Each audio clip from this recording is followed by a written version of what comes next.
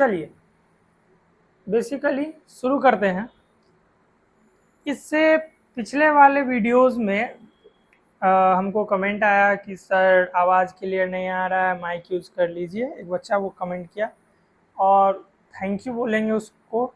इसी तरह जैसे जैसे ज़रूरत पड़ते रहे वीडियोस में बताया करें कि क्या क्या कमी है, क्या क्या और रिक्वायरमेंट है।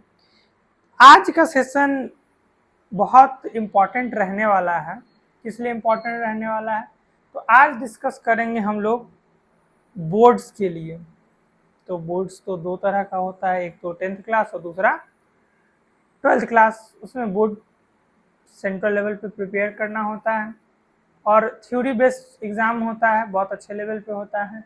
इस बार तो 12th वाले बच्चे बहुत ज़्यादा मार्किंग स्कीम के कारण फेल भी हुए हैं, खासकर केमिस्ट्री में तो और ज़्यादा फेल हुए हैं। तो एनीवेज उसको आगे बढ़ाएंगे। अभी हम लोग देखते हैं हमारे बोर्ड्स में जिसका थोड़ा सा प्रिपरेशन करेंगे 10th बोर्ड के लिए। ठीक है, 10th बोर्ड में स्पेशली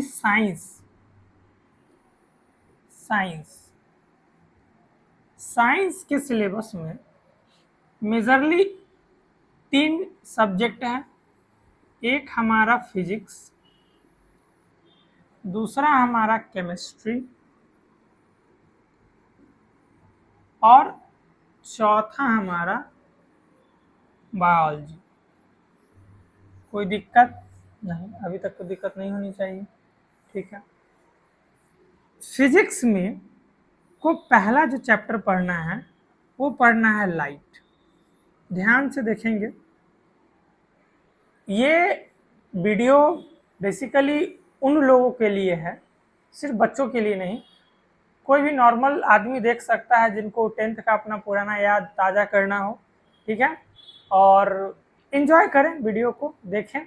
और जिनको बोर्ड्स के लिए प्रिपरेशन ही करना है वो तो और भी अच्छे से देखें। क्या देखना है भाई?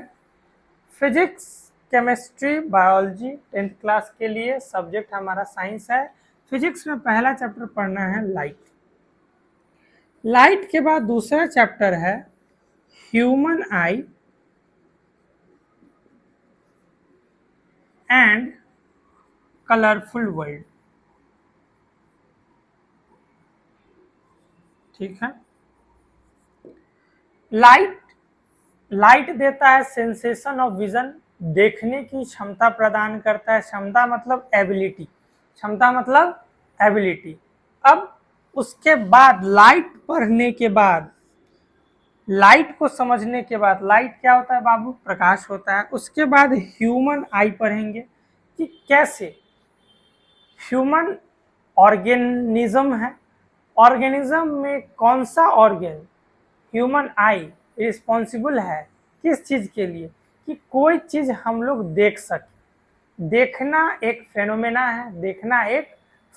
है और देखने से हम कोई चीज़ डिटेक्ट कर पाते हैं। जैसे ये बायोलॉजी लिखा हुआ है, तो लिखा हुआ है ये हम देख पा रहे हैं। देखना फिजिक्स में एक फेनोमेना है और ये देखने में हेल्प हम लोग का आँख कर रहा है।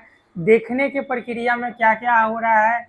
ये ट्यूबलाइट है, ट्यूबलाइट से लाइट यहाँ जा रहा है और यहाँ पे टकराने के बाद कोई चीज़ जब टकराता है तो वो अपना रास्ता जरूर चेंज करता है।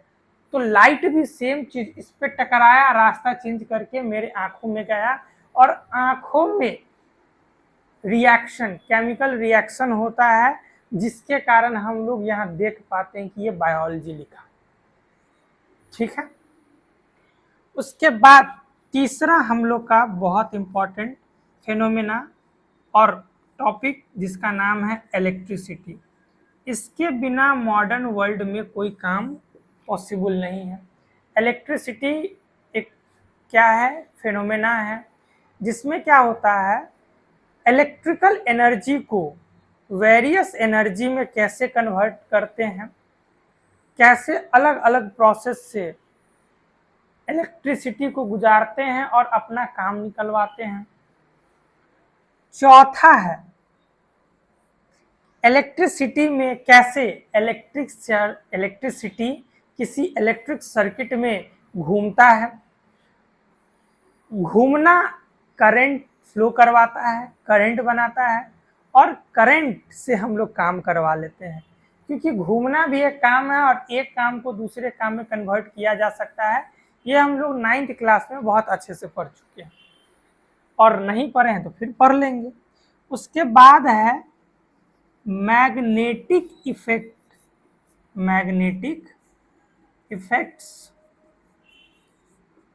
Of current. क्या हुआ कि इलेक्ट्रिक करंट एक वायर में गुजरा, एक सर्किट में गुजरा, एक क्लोज पाथवे में गुजरा, वो इलेक्ट्रिक करंट बनाया। और वो करंट कैरिंग वायर, वो करंट कैरिंग वायर इसलिए बोलते हैं करंट, करंट का नाम बार बार आ रहा है। वो करंट कैरिंग वायर जो होता है वो मैग्नेटिक इफेक्ट शो करता है। वो current carrying wire magnetic effect show करता है। कहने का मतलब एक करंट कैरिंग वायर में मैग्नेटिक फील्ड बनता है। अब मैग्नेटिक फील्ड क्या होता है? मैग्नेटिक फील्ड वो रीजन है जहां हमें फोर्स एक्सपीरियंस, एक्सपीरियंस होने का मतलब क्या होता है कि फील हो, हम लोग उसको अनुभव करें।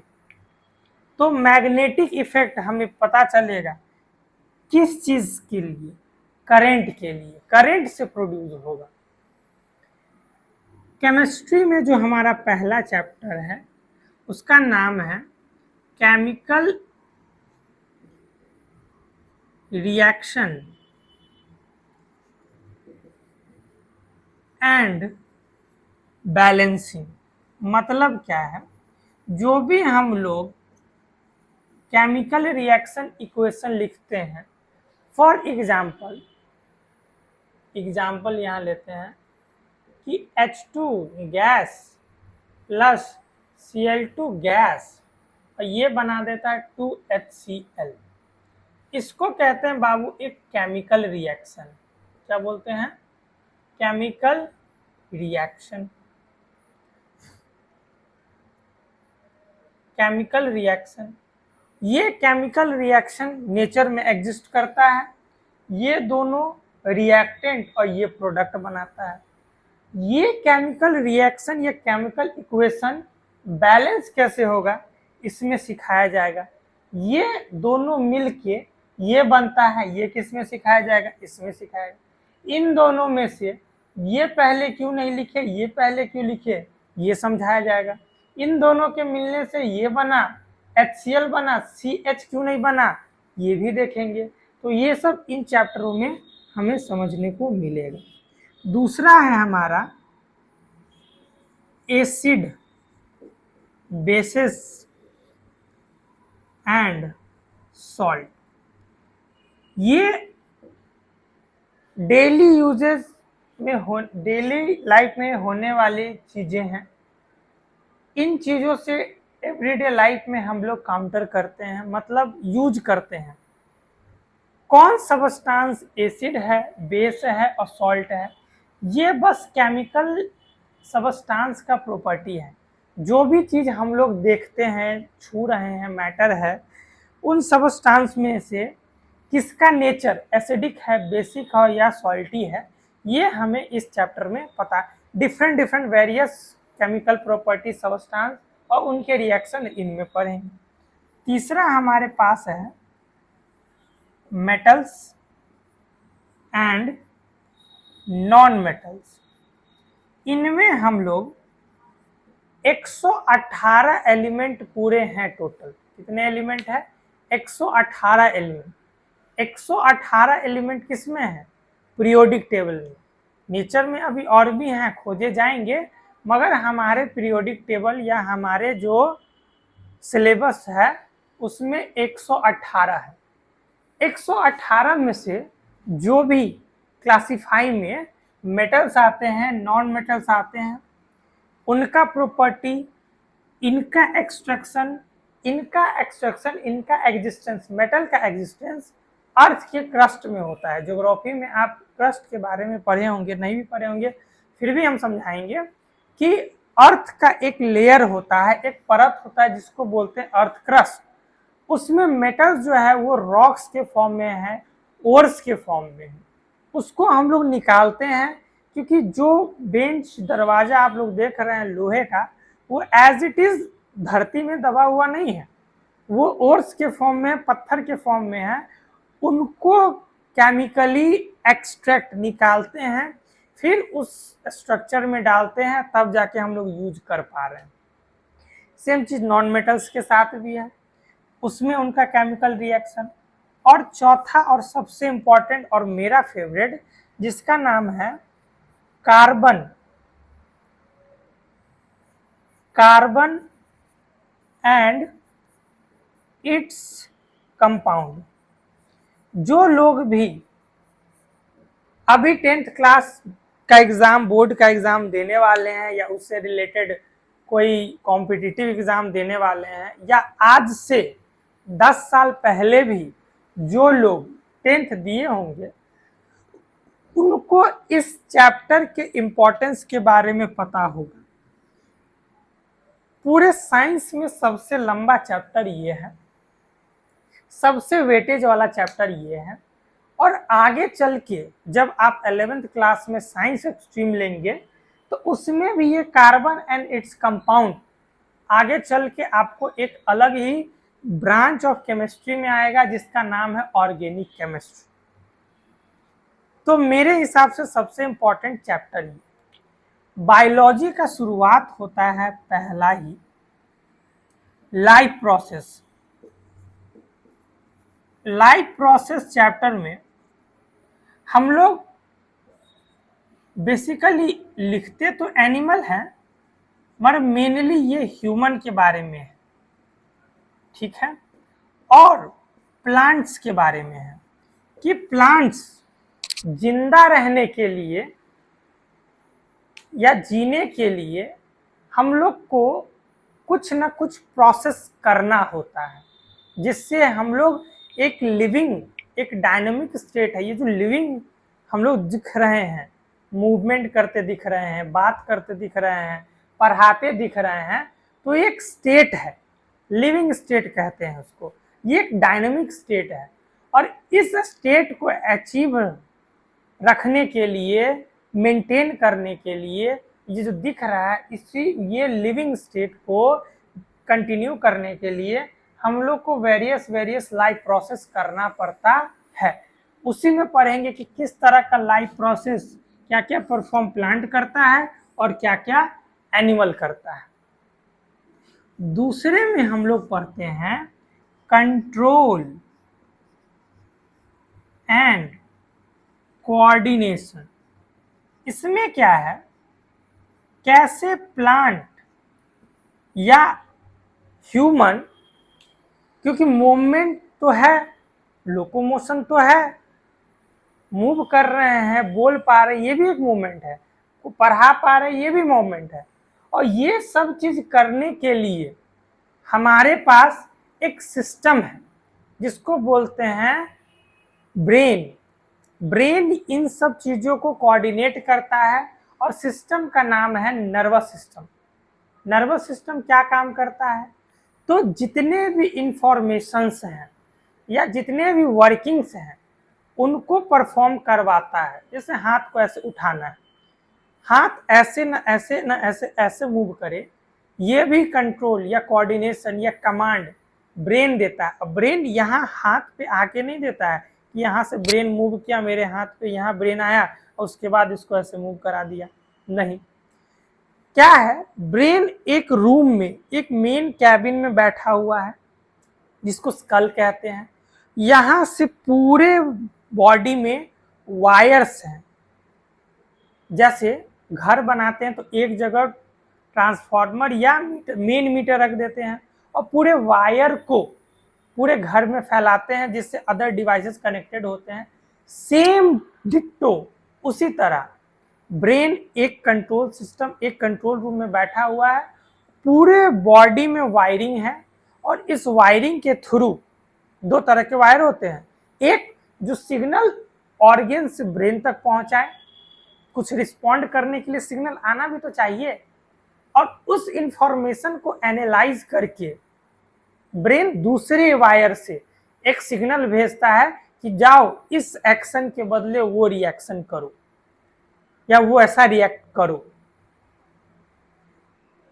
गॉट इट, समझ गए?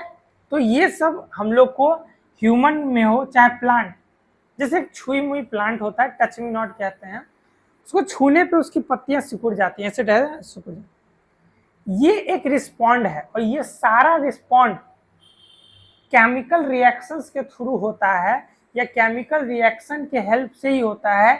ये चैप्टर के अंदर ही जाके हमें पता चलेगा। 10th का सिलेबस ऊपर ऊपर से लगता है कि बहुत मामूली है, ऐसे ही पढ़ के निकल जाते हैं बच्चे, वन शॉट यूट्यूब पे आए देखे और चले गए एग्जाम देने। दिक्कत अभी नहीं, दिक्कत 2 साल बाद 3 साल बाद आती है, जब पता चलता है कि यही सारा सिलेबस आगे चल के ब्रॉड होने वाला है। तो ये पढ़े नहीं आगे कैसे समझ में आएगा? इसी चीज को अभी कोचिंग इंस्टीट्यूट सब एक नाम दे दिया है कि बेसिक्स ही क्लियर नहीं है तो आगे कैसे पढ़ेगा। तो बेसिक्स में ये है बेसिक्स, ये आपके कॉन्सेप्ट्स बनाएंगे, ये चैप्टर्स, इसको बहुत अच्छे से पढ़ लिए तो आगे चल के इजी होगा समझना। नहीं तो वो इतना कॉम्प्लेक्स है कि कोई इंस्टीट्यूट या कोई यूनिवर्स में ये बोल दे कि बिना ये सब पढ़े हम आगे वो पढ़ा देंगे, तो वो बस पढ़ा देंगे, वो उनका एबिलिटी है, पर आपको समझ में नहीं आएगा, इसकी गारंटी मैं दे रहा हूँ। इसी चीज का नतीजा है कि बच्चे इसको स्किप करते हैं और अदर कॉम्पिटिटिव एग्जाम में बैठने जाते हैं, तब उनको 1 साल में न करके उसको 2 साल 3 साल 4 साल 5 साल 8 साल 10 साल लगे हुए हैं सरकारी जॉब्स में, क्योंकि सर्वाइवल के लिए तो मेन कंपटीशन रख दिए, एक फाटक गेट रख दिए, वो खुलेगा कैसे? तो एग्जाम क्लियर करके। और इस एग्जाम लॉक जो है, इसका चाबी क्या है? तो एग्जाम देना पड़ेगा और एग्जाम के लिए क्या है? हमको ये आना चाहिए। बच्चे परेशान क्यों? पढ़ने का आदत नहीं है। बहुत चीजें वेरियस यूट्यूब पे कंटेंट या ऑनलाइन टीचिंग में फैसिलिटी कि एक वीडियो फ्री देके अगला फिर आइए हमारे बैच में अंदर पढ़िए, हमारे ऐप पे पढ़िए, और बहुत अच्छे से मैनिपुलेट करना, बहुत अच्छे से सब कुछ जान रहे हैं। टीचर है ना भाई, टीचर ऐसा प्रोफेशन है जो बहुत अच्छे लेवल का, बहुत अच्छा भी है, और जब मन में ही गड़बड़ी हो तो बहुत बुरा भी है, क्योंकि यही टीचिंग प्रोफेशन आगे चल के doctor, lawyer, civil servant, politician सब बनाता है। तो सबका गुण टीचर में रहता है कहीं ना कहीं, 10% रहे 20% रहे, और मेरे ख्याल से टीचर जो होता है सोसाइटी का one of the best mind वाला इंसान रहता है। ठीक है, चलिए छोड़िए उन सब बातों को, आगे देखते हैं। तीसरा हमारे पास है रिप्रोडक्शन। अब रिप्रोडक्शन नाम सुनते ही, रिप्रोडक्शन इन ऑर्गेनिज्म, ये नाम सुनते ही कुछ बच्चे उछल उठते हैं, वो 8 क्लास वाला रिप्रोडक्शन चैप्टर फिर से आ गया। हाँ, जो सिलेबस 6 में होता है वो 8 में थोड़ा ब्रॉड होके फिर से रिपीट होता है, जो 8 में होता है वो 10th में आके फिर से ब्रॉड होकर रिपीट होता है। सेम चीज 7th वाले के साथ है, 7th वाला आगे 9th में रिपीट होता है ब्रॉड होके, और 9th वाला फिर रिपीट होता है कहीं ना कहीं थोड़ा बहुत ब्रॉड नहीं, बहुत एक्स्ट्रा ब्रॉड होके 11th में। रिप्रोडक्शन एक प्रोसेस है जिस प्रोसेस के चलते हम और आप हुए हैं। ठीक है, 10th लेवल में बच्चों को उतना ज्ञान नहीं रहता है, ज्ञान इन सेंस, इसलिए लोग, अब कुछ लोग इस बात पे बुरा मानेंगे ज्ञान क्या है। ज्ञान मतलब बाबू, आप इस चीज को रियलाइज करिएगा, अभी आप 10th में हैं और जब आप 4 साल बाद अपने आप को देखिएगा, उस समय आपको खुद रियलाइज हो जाएगा कि मेरी सोचने की शक्ति जो 10th में थी और 4 साल बाद, उसमें बहुत अंतर है। कोई चीज को आपको देखने का नजरिया चेंज हो जाएगा। आगे बढ़ते हैं। 4th है हमारा हेरिडिटी। एवोल्यूशन हटा दिया है और हेरिडिटी है। हेरिडिटी बेसिकली आपको इसमें पढ़ना है मेंडेलिज्म, और मेंडेलिज्म मतलब है कि some part of genetics. Genetics क्या डील करता है भाई? जेनेटिक्स ये डील करता है कि कोई भी ऑर्गेनिज्म बना है तो वो ही ऐसा ही क्यों बना है, वैसा बनने के पीछे क्या रीजन है। बच्चे को जेनेटिक्स समझ में नहीं आता है तो उसको रटना शुरू कर देता है। ये चीज़ें हम लोग नहीं करेंगे, हम लोग बेसिक्स यहीं से समझेंगे। 12th में पूरा एक सेक्शन है जेनेटिक्स का, जिसमें Mendelian genetics, molecular genetics, biotechnology, principle and process and application, जो अभी बहुत अच्छे अच्छे कॉम्पिटिटिव एग्जाम में बहुत नंबर ऑफ लेवल पे क्वेश्चन पूछ रहा है। बेसिक्स यहीं से शुरू करना पड़ेगा। तो ये है आपका साइंस का 10th क्लास का बोर्ड्स का सिलेबस, या उस पे ओलंपियाड और अदर कॉम्पिटिटिव एग्जाम्स वगैरह उन सब पे। और इसी के साथ मैं ट्राई करूंगा कि इन सिलेबस को यूट्यूब पे मैं आपको दूं। फिर से मैं बता रहा हूँ, लाइव आने के लिए कम से कम हमको 50 सब्सक्राइबर चाहिए। लाइव क्लास लेंगे उसमें, और लाइव क्लासेस में पूरा चैप्टर अच्छे से समझाया जाएगा। तब तक के लिए हम बहुत बड़ा बड़ा वीडियो अपलोड नहीं कर पा रहे हैं, यूट्यूब में थोड़ा रिस्ट्रिक्शन है। जैसे ही सब्सक्राइबर बढ़ जाएगा, लाइव आएंगे, क्लास आएंगे, शेड्यूल करेंगे, और क्लासेस यकीन मानिए पूरे साल यूट्यूब पे ही होगा। कहीं बैच वैच में जाने की ज़रूरत नहीं है, यूट्यूब पे ही पढ़ना होगा। थोड़ा डिसिप्लिन वे में पढ़ेंगे, और जिनको भी लगेगा कि हाँ कुछ अच्छा से करना है तो बिल्कुल बहुत अच्छे से करेंगे। आपका एक काम है, चीज़ों को ग्रैब करते जाइए, इंजॉय करते जाइए, और फिर मिलते हैं अगले वीडियो में। चलिए, थैंक यू।